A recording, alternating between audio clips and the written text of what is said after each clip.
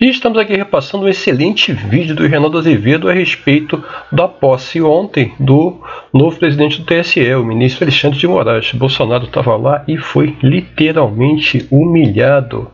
Assistam aí. Minhas caras, meus caros, há um romance que eu adoro chamado Cartucha de Parma, do Stendhal, que conta a história ali, há um personagem que vive um momento histórico importantíssimo e não se dá conta. E tem uma coisa de fascinante nisso tudo, porque, obviamente, os momentos históricos, eles são tornados históricos, enquanto a pessoa está vivendo, muitas vezes, não sabe, não percebe. É claro que eu vou aqui fazer uma associação com o que se deu ontem no Tribunal Superior Eleitoral, guardadas as devidas proporções, claro, mas estamos falando da preservação da democracia brasileira. Portanto, é sim uma coisa de suma importância. E nós precisamos saber quando estamos diante de um momento histórico. E é assim que eu classifico o discurso do ministro Alexandre de Moraes ao tomar posse na presidência do Tribunal Superior Eleitoral.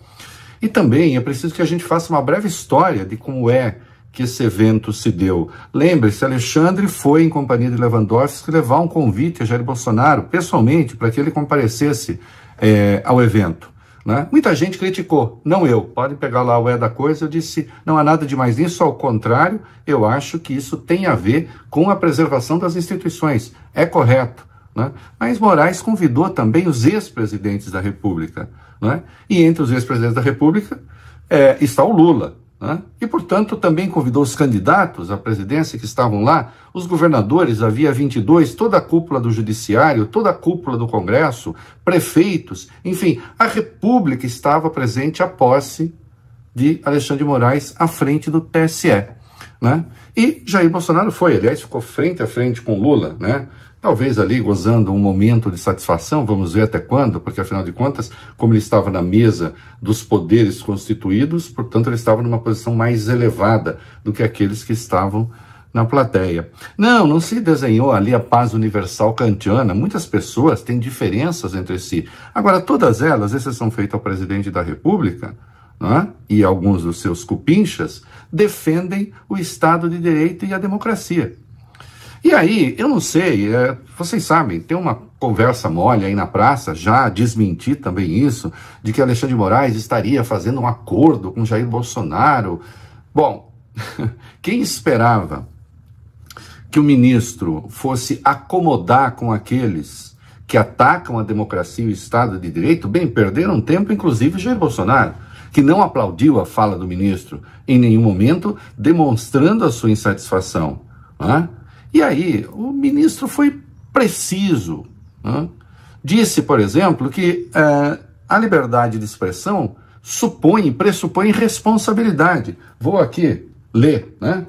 É a plena proteção constitucional da exteriorização da opinião que não permite censura prévia pelo poder público. Entretanto, essa plena proteção constitucional da exteriorização da opinião não significa impunidade, não significa impossibilidade posterior de análise e responsabilização por eventuais informações injuriosas, difamantes, mentirosas, fraudulentas.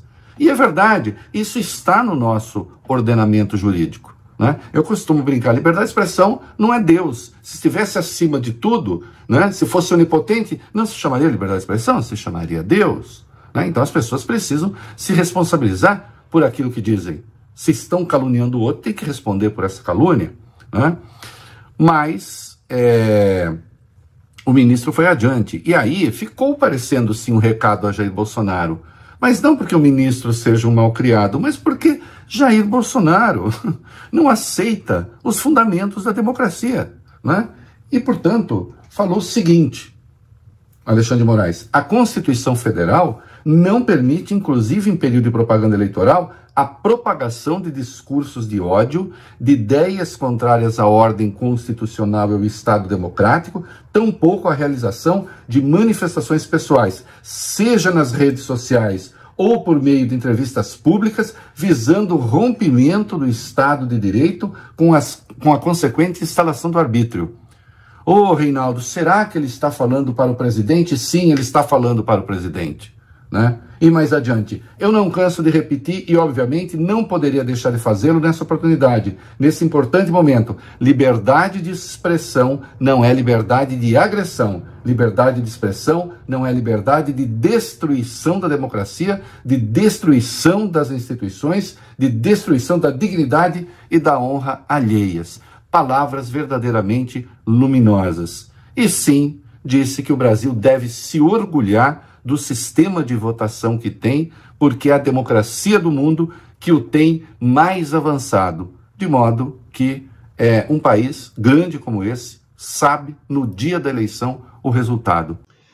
E se você chegou até aqui no nosso vídeo, considere fazer uma doação, mesmo que seja simbólica via Pix. Deixe seu like e siga o nosso conteúdo. Até a próxima!